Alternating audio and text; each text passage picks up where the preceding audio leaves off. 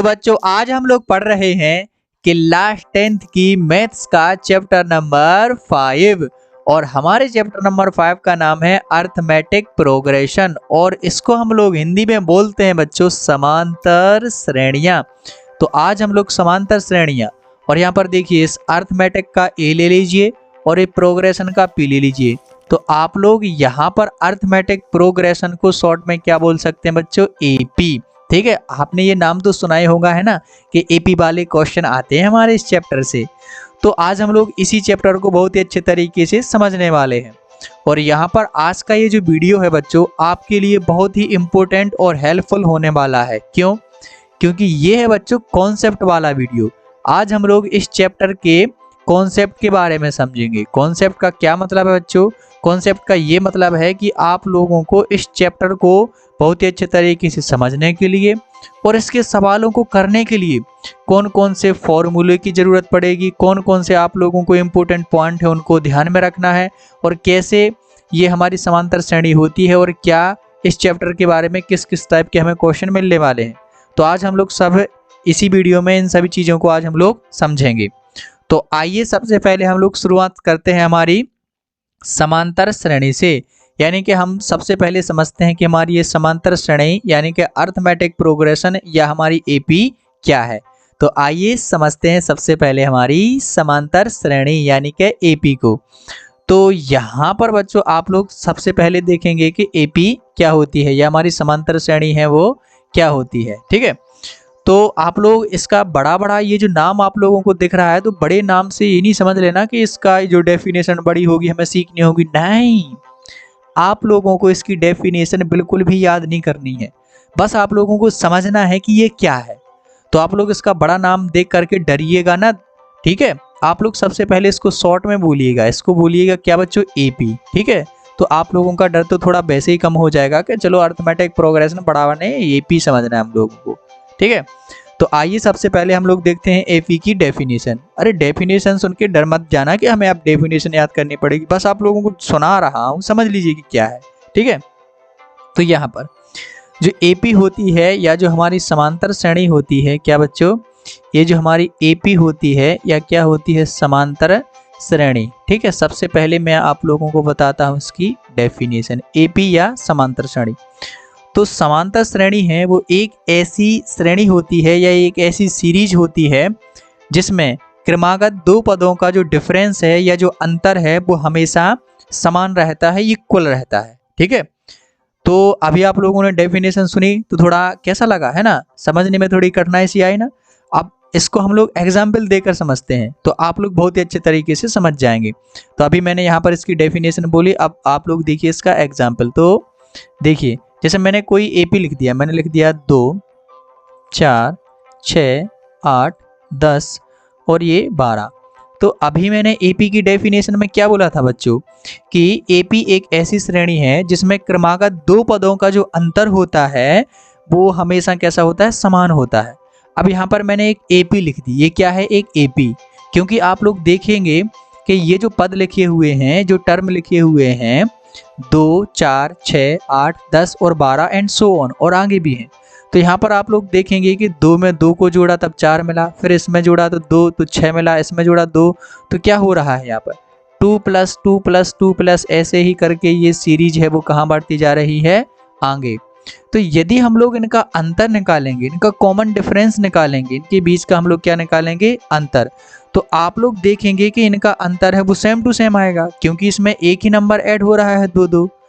तो जब ऐसा कोई भी नंबर एक ऐड होता चला जाए, ठीक है, या घटता चला जाए तो हम लोग उस सीरीज को क्या बोल देते हैं, समांतर श्रेणी, या उसको बोल देते हैं एपी। अब इनका डिफरेंस कैसे निकालेंगे, तो सबसे पहले ये जो पहला वाला लिखा हुआ होता है, और चलो मैं एक और श्रेणी आप लोगों को बता देता हूँ। तो एक तो पहली ये हो गई और दूसरी कोई सी भी श्रेणी ले लीजिए। ठीक है, जैसे 5, 10, 15, 20 और ये 25। तो ये आप लोगों को दिख रहा होगा कि ये 5 की टेबल लिखी हुई, इसमें 5 का डिफरेंस है, तो ये भी हमारी एपी होगी।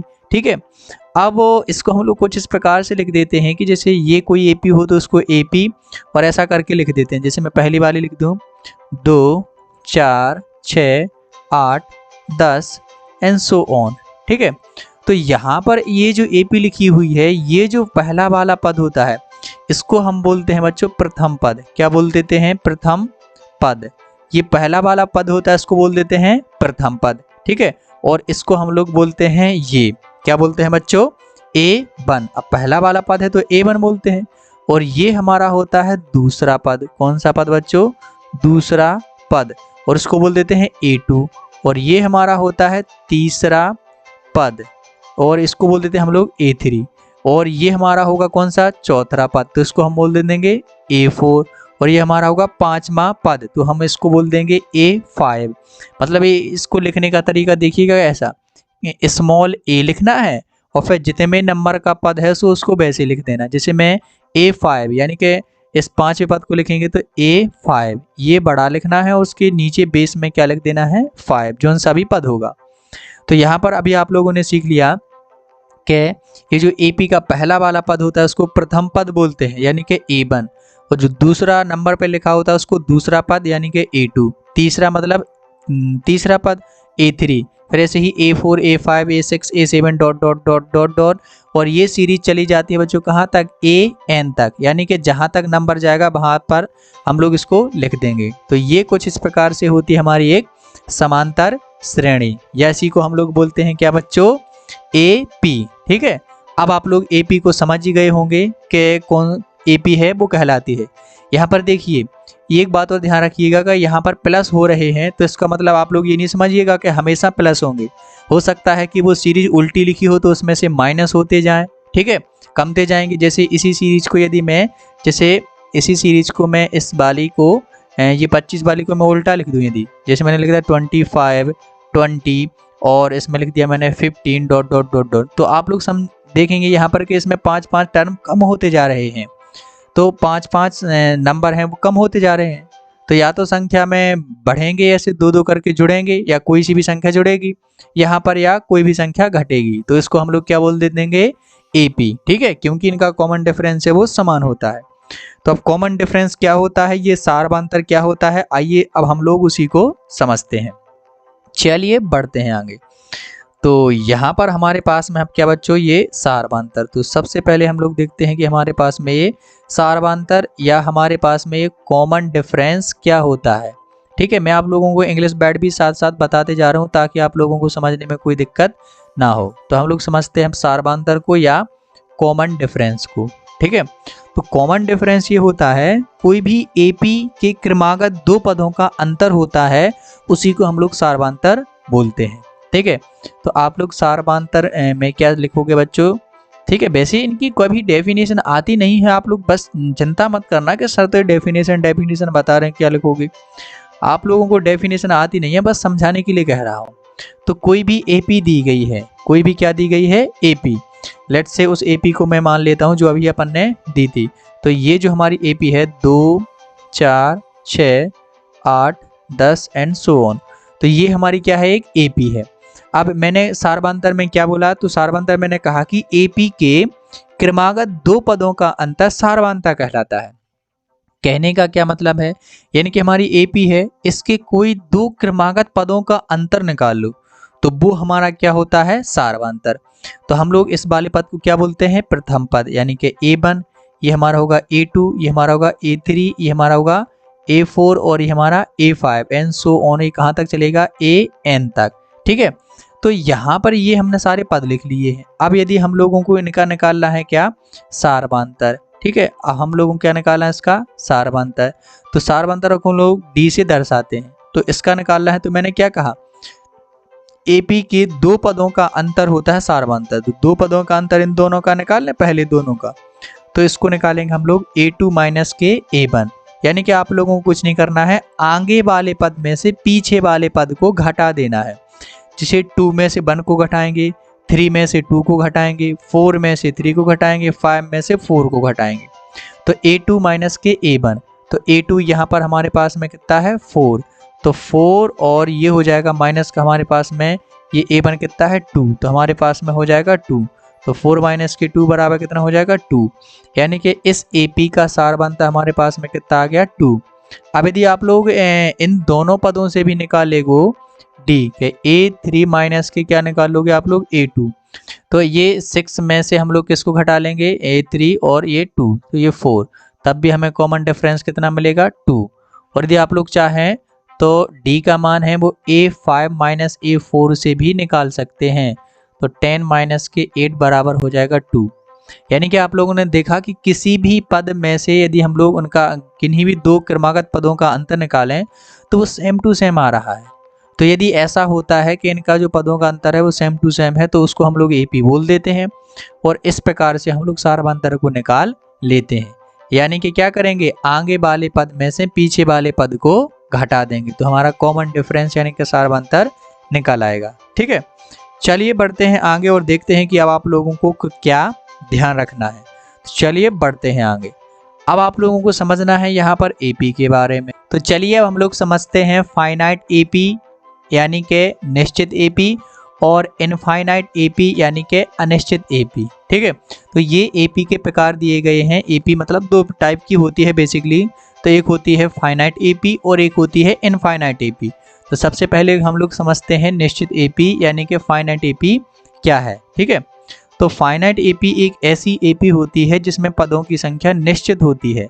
ठीक है, पदों की संख्या क्या होती है बच्चों, पदों की संख्या यानी कि number of term is finite. ठीक है, पदों की संख्या क्या होती है बच्चों, निश्चित होती है यानी कि फिक्स है। हम लोगों को इसके पदों की संख्या पता है कि इतने पद हैं तो वो हमारी कहलाती है निश्चित AP।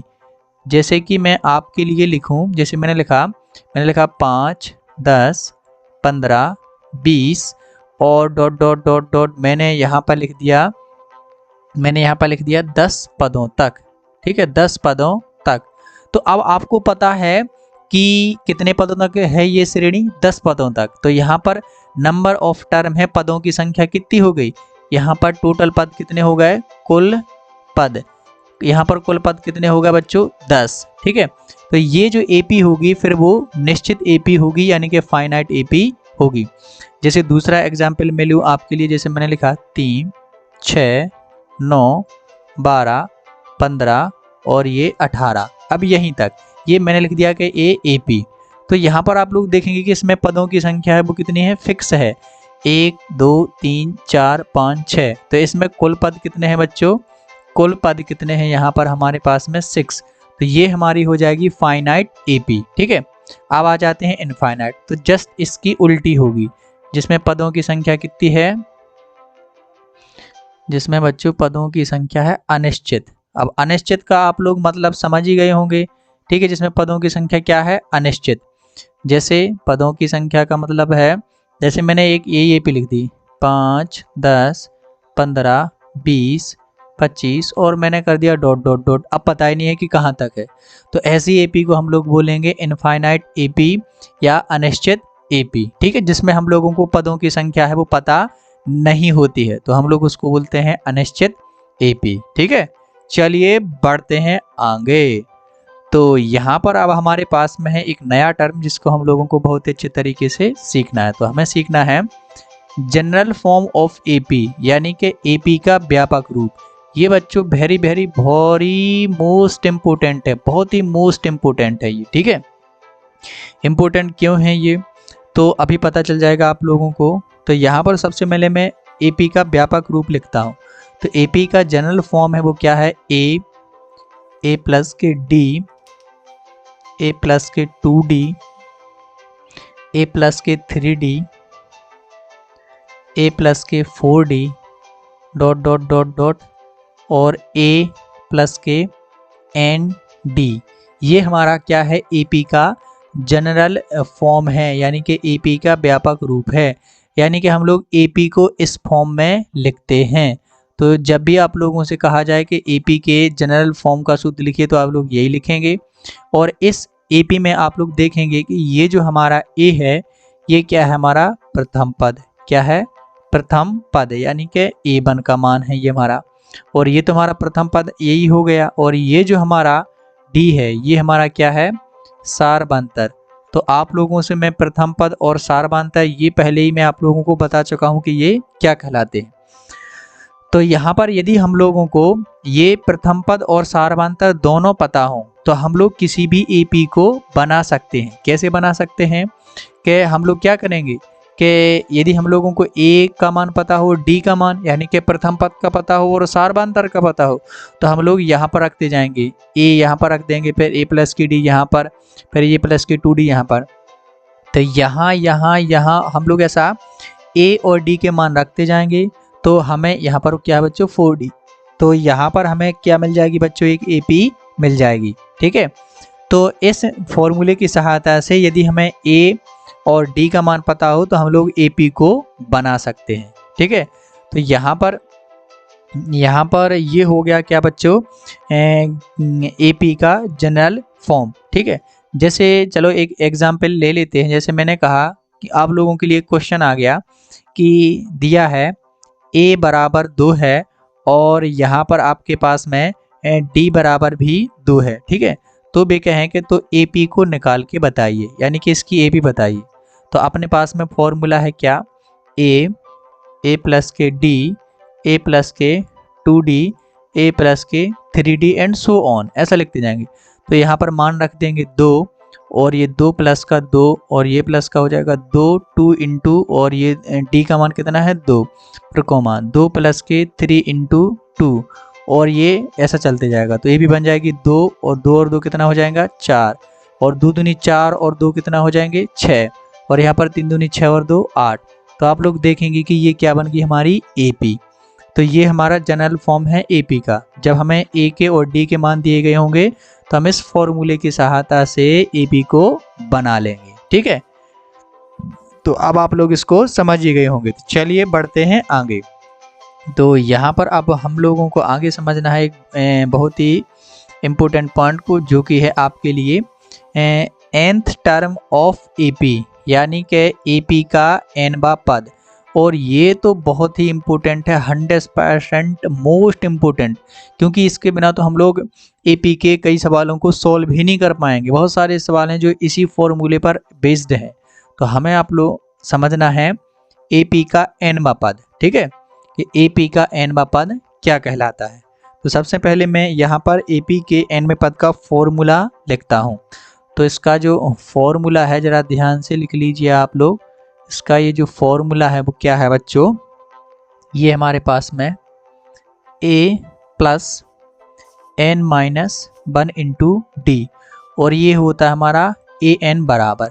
ठीक है, ये हमारा क्या है बच्चों, a n का फॉर्मूला है। ठीक है, या इसको आप लोग ऐसा भी लिख सकते हैं, a n बराबर क्या है बच्चों, a प्लस के n minus bracket 1 into D. तो ये क्या है हमारा एपी के nवां पद का क्या है फॉर्मूला। ठीक है, अब यहाँ पर मैं आप लोगों को थोड़ा सा बता दूं कि इसमें ये जो a है वो क्या है। ये a आप लोग तो समझ ही गए हैं कि ये हमारा है प्रथम पद, और ये जो n है वो क्या हमारा पदों की संख्या। क्या है बच्चों हमारा ये पदों की संख्या। और ये जो d है हमारा, ये क्या है, ये है सारवांतर। ठीक है, और ये n है हमारा क्या nवां पद। ठीक है, यानी कि nवां पद है। तो अब यहाँ से इस फॉर्मूले से मैं यदि आप लोगों को एक एग्जाम्पल लेके बताऊं तो आप लोग समझ सकते हैं। जैसे मैंने कहा कि कोई एपी है, 2 4 6 8 और ये डॉट डॉट डॉट डॉट गई हुई है। ठीक है, अब यदि मैंने कहा कि एपी इतनी है का 10वां पद निकालो, का 10वां पद। ठीक है, तो ये यदि मैंने वो पूछ रहे हैं कि इसका 10वां पद निकालो, कितने पद निकालो, 10वां पद। ठीक है, तो अपन लोगों को 10वां पद निकालना है। तो 10वां पद निकालने के लिए सबसे पहले हमें a चाहिए। तो a का मान हो गया जो एपी का पहला लिखा हुआ है 2। अब हमें चाहिए d का, तो d का मान क्या हो जाएगा, दूसरे वाले पद में से पहले वाले को घटा दूँ, यानी कि a2 माइनस के a1 बराबर हो जाएगा 4 माइनस के 2 बराबर हो जाएगा 2। तो a का मान भी 2 मिल गया और d का मान भी 2। अब n का, तो n का मान तो हमारे पास में कितना हो जाएगा, 10 हो जाएगा, क्योंकि उन्होंने 10वां पद पूछा। तो ये पदों की संख्या हो जाएगी कि 10वें पद को, मतलब 10 पद हैं। ठीक है, तो यहाँ पर हम लोग अब n का फॉर्मूला लगा देंगे a n का। तो a n बराबर हो जाएगा क्या बच्चों हमारे पास में, a plus n minus 1 into D.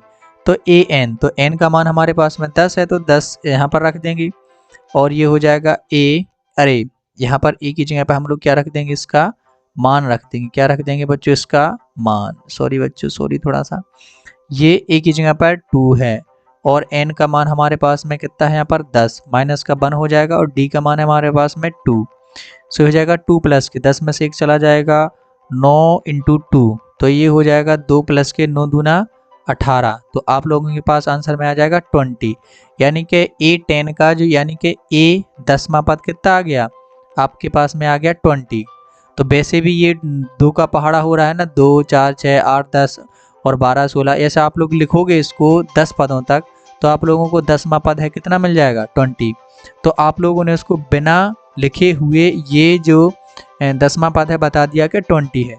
तो इस प्रकार से हम लोग एपी के एनवें पद को निकालते हैं इस फॉर्मूला से। तो ये बहुत ही इंपॉर्टेंट है फॉर्मूला, ठीक है। और इस फॉर्मूले की देखिए, अभी यहाँ पर मैंने डायरेक्ट ए एन का मान निकाला। अब यदि आप लोगों से इसमें वो क्या ए एन का मान दे दे, जैसे उसने ए एन का मान दे दिया, हो सकता है आपसे वो डी का मान पूछे या एन का मान पूछे या ए का मान पूछे। तो इस फॉर्मूले में वो किसी का भी एक का मान पूछेगा तो हम लोगों को वो 3 के मान दे देगा। तो हम लोग इस फॉर्मूले में उसको रख देंगे और आसानी से मान निकाल लेंगे, ठीक है। चलिए बढ़ते हैं आगे। तो यहाँ पर अब हम लोगों को समझना है एक बहुत ही इम्पोर्टेंट फॉर्मूला। तो वो फॉर्मूला हमारे पास में n पदों का योग, यानी एपी के जो कुछ n पद दिए गए हैं, n का मतलब होता है कोई भी एक नंबर दिया गया है तो उसका हमें फॉर्मूला पढ़ना है, ठीक है। तो एपी के n पदों का फॉर्मूला क्या होता है बच्चों, आप लोगों ने तो पहले से ही रट्टा मार लिया होगा ना।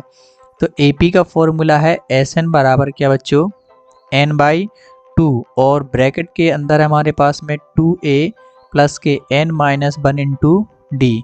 तो ये हमारे पास में एस एन का क्या है बच्चों, फॉर्मूला।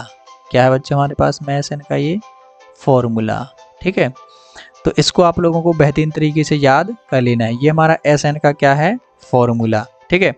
और एस एन का फॉर्मूला एक और होता है, ठीक है। एस एन का फॉर्मूला एक और होता है, वो होता है क्या बच्चों, n/2 और a प्लस के l। तो ये और ये फॉर्मूला हैं तो दोनों सेम, लेकिन जब आप लोगों को यहाँ पर ये मान दिए जाएंगे तो ये वाला फॉर्मूला लगाना है, जब आप लोगों को l का मान दिया जाएगा तो आप लोगों को इसका फॉर्मूला लगाना है, ठीक है। और ये जो l होता है ये होता है एपी का अंतिम पद, एपी का अंतिम पद, एपी का क्या होता है, अंतिम पद, या ठीक है ये होता है एपी का अंतिम पद, या इसी को बोल देते हैं n बा पद। बेसिकली ये जो l है वो l इसी के बराबर होता है a प्लस के n माइनस 1 इंटू टी। तो ये हमें जब l का मान दिया, जब हमें l का मान दिया रहता है तो हमें अलग से ये वाला यहाँ पर जो लिखा हुआ है इतना, इसका हमें कैलकुलेशन नहीं करना होता है जब हमें अंतिम पद दिया रहा होता है, ठीक है। तो हम लोग जब अंतिम पद यानी कि l का मान दिया होगा तो इसका यूज करेंगे, जब नहीं दिया है तो हम लोग इसका यूज करेंगे, ठीक है। और आप लोग n को तो जानते हैं, n यहाँ पर है पदों की संख्या और ये हमारा प्रथम पद है, d सार्वधातुक है, ठीक है। तो यहाँ पर हम लोग इस प्रकार से n पदों का योग का फॉर्मूला लगा करके क्वेश्चन कर लेंगे। जैसे कोई एपी दी गई है अपने पास में 3 6 और 9 और ये 12 और डॉट डॉट डॉट डॉट, यदि वो कहेंगे कि एपी दी गई है और ऐसी एपी पता नहीं है कहाँ तक है, अब वो कहेंगे कि एपी के 10 पदों का योग निकालिए, 10 पदों का योग निकालो।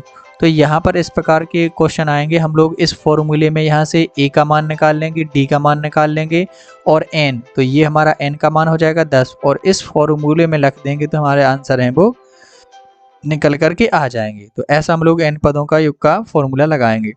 तो अभी मैं आप लोगों को जो आपके बोर्ड्स के लिए बहुत ही इंपॉर्टेंट क्वेश्चन है ना उनको सॉल्व करवाऊंगा, ठीक है। तो सबसे पहले मैं आप लोगों को कॉन्सेप्ट बता रहा हूँ।